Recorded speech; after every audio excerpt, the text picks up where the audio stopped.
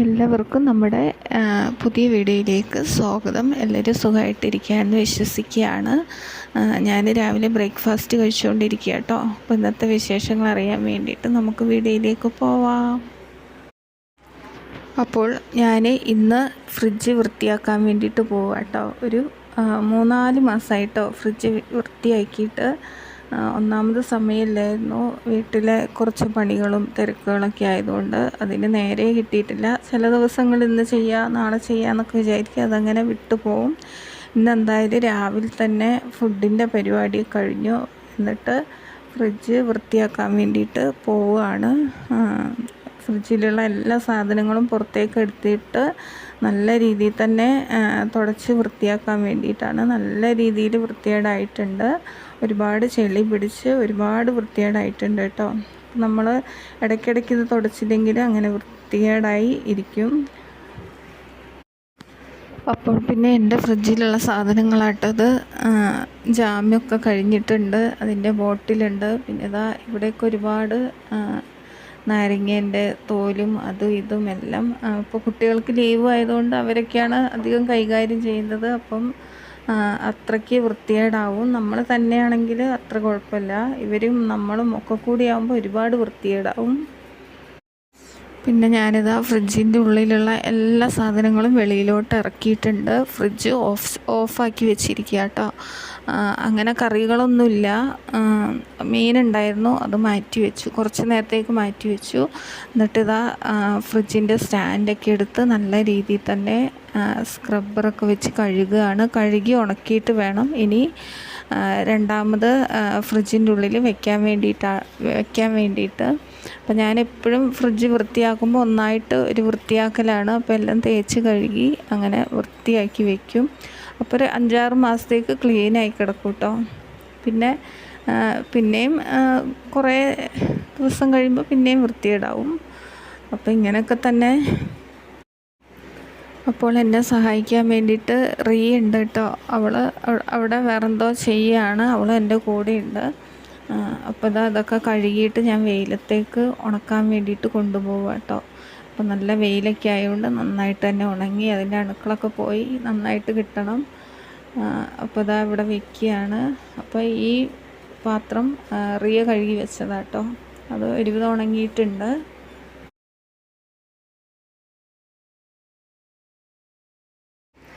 പിന്നെ ഇപ്പം നല്ല ചൂടായതുകൊണ്ട് എൻ്റെ ഫ്രിഡ്ജിൻ്റെ ഉള്ളിൽ അധികം വെള്ളമായിരിക്കും കേട്ടോ. തണുത്ത വെള്ളം നിറയെ വയ്ക്കും, അതൊരുപാട് കുടിക്കാൻ പറ്റില്ല എന്നൊക്കെയാണ് പറയുന്നത്. അപ്പോൾ നമ്മുടെ ശരീരത്തിന് കേടാണ്. എന്നാൽ ഈ ചൂട് കൊണ്ട് കുടിക്കാണ്ടിരിക്കാനും പറ്റില്ല. അപ്പോൾ ഒരുപാട് ബോട്ടിലുണ്ട് കേട്ടോ.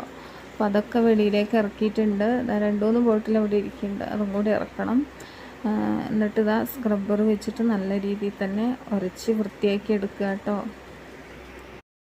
അപ്പോൾ റിയ എൻ്റെ കൂടെ തന്നെ ഉണ്ട്. ഞാൻ തുടയ്ക്കുമ്പോൾ അവിടെ ചെളിയുണ്ട് ഇവിടെ ചെളിയുണ്ട് എന്നൊക്കെ പറയുക കേട്ടോ. അപ്പോൾ ഞാനൊരു പണി ചെയ്യുമ്പം അങ്ങനെ ഇങ്ങനെ പറയുന്നത് എനിക്ക് ഭയങ്കര ദേഷ്യമായിട്ട് ആരാണെങ്കിലും.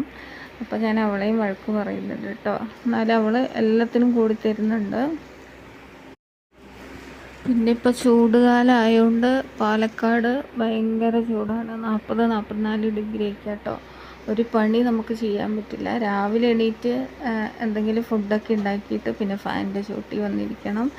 ഇടയിൽ പണി ചെയ്യാൻ നിന്നാൽ വേർത്ത് കുളിച്ച് ആകെ ക്ഷീണമാവും കേട്ടോ. പിന്നെ വൈകുന്നേരം ഒരു 6 മണിയൊക്കെ ആകുമ്പോൾ വീണ്ടും പണി ചെയ്യാനേ പറ്റുള്ളൂ.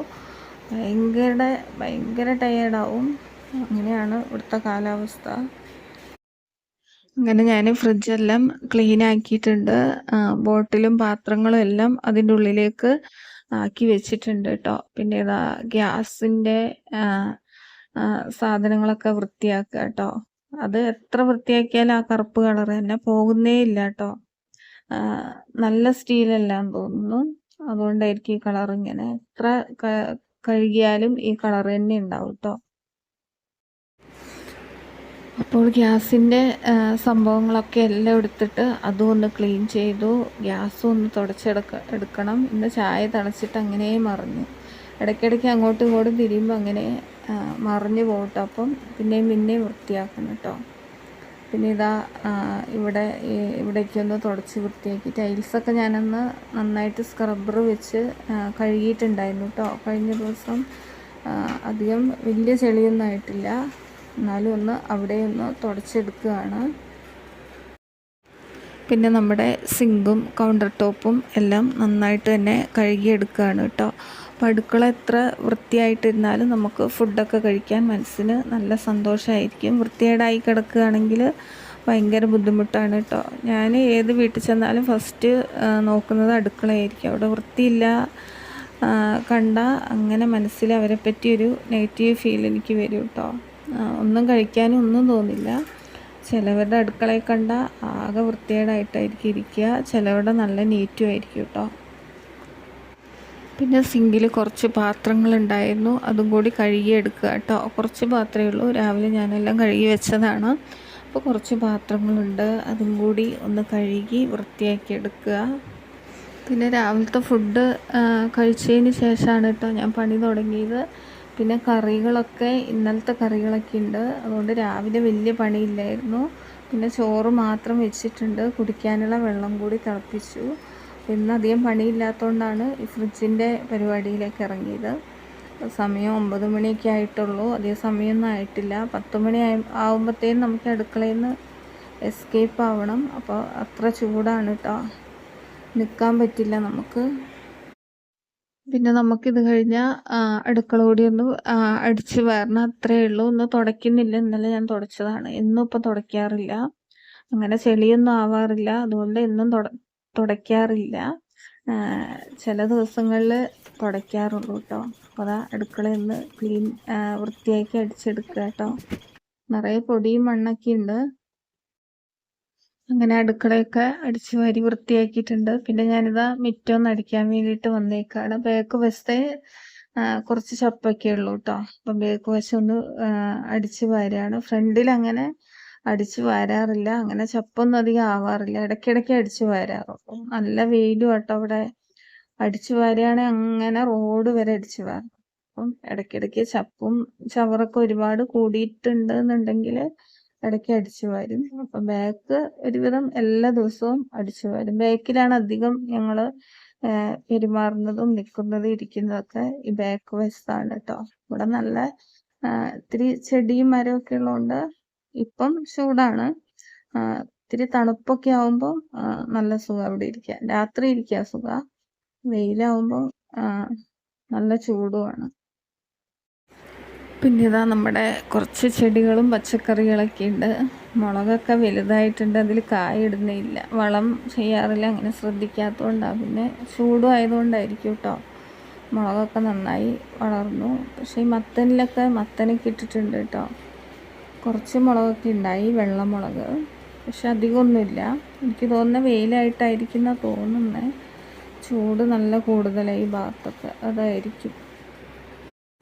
അങ്ങനെ നമ്മുടെ ഒരുവിധം പണിയൊക്കെ കഴിഞ്ഞ് ഞാനൊന്ന് മേല് കഴുകിയിട്ടോ. നല്ല വേർത്താകെ ഇതായിട്ടുണ്ടായിരുന്നു. തല കഴുകിയിട്ടില്ല, മേല് കഴുകി. അപ്പോൾ എനിക്ക് നല്ല വിശപ്പുണ്ട്. ഞാൻ രാവിലെ കഴിച്ചതാണ്, നല്ല 2 ഇഡ്ഡലി കൂടി കഴിക്കാൻ പോകാം കേട്ടോ. തക്കാളി ചമ്മന്തി കൂടി ഉണ്ട്. നല്ല വിശപ്പായതുകൊണ്ട്, ഇത്രയും പണിയെടുത്തോണ്ടായിരിക്കും കേട്ടോ. അപ്പം ഞാൻ ഇതാ ഇഡ്ഡലിയൊക്കെ എടുത്തിട്ട് അവിടെ ഒരു ഭാഗത്ത് കാറ്റൊക്കെ കൊണ്ട് ഇരിക്കാൻ വേണ്ടിയിട്ട് പോവുകയാണ്. ഇത്രയും നേരം ഫാനൊന്നും ഇല്ലാത്തതുകൊണ്ട് ആകെ ബുദ്ധിമുട്ടായി. ഇനിയിപ്പോൾ കുറച്ച് നേരം ഇവിടെ റെസ്റ്റ് ചെയ്തിട്ട് ഇഡ്ഡലിയൊക്കെ കഴിച്ചിട്ട് ബാക്കി പരിപാടി തുടങ്ങാൻ വേണ്ടിയിട്ടാണ്. അപ്പോൾ ഇതാ ഫാനൊക്കെ ഇട്ടു, ഇതാ കഴിക്കുകയാണ് കേട്ടോ. അപ്പോൾ പിന്നെ എൻ്റെ ഇന്നത്തെ വിശേഷങ്ങൾ ഇത്രയൊക്കെ തന്നെയുള്ളൂ. എൻ്റെ വീഡിയോ കൂട്ടുകാർക്ക് ഇഷ്ടമായോ എന്നറിയില്ല. ഇഷ്ടമായാൽ ലൈക്ക് ചെയ്യാനും ഷെയർ ചെയ്യാനും മറക്കരുത്. എൻ്റെ ചാനൽ ആദ്യമായിട്ട് കാണുന്നവർ ഒന്ന് സബ്സ്ക്രൈബ് ചെയ്ത് അതിൻ്റെ തൊട്ടടുത്തുള്ള കുഞ്ഞു ബെല്ലൈക്കൺ കൂടി ഒന്ന് ക്ലിക്ക് ചെയ്ത് ഓൾ എന്ന ഓപ്ഷൻ കൂടി ക്ലിക്ക് ചെയ്താൽ ഞങ്ങളിടുന്ന പുതിയ പുതിയ വീഡിയോകൾ നിങ്ങൾക്ക് നോട്ടിഫിക്കേഷനായി ലഭിക്കുന്നതായിരിക്കും. വീണ്ടും നല്ല നല്ല വീഡിയോ ആയിട്ട് ഞങ്ങൾ വരുന്നതായിരിക്കും. അതുവരെ എല്ലാവർക്കും ബായ്.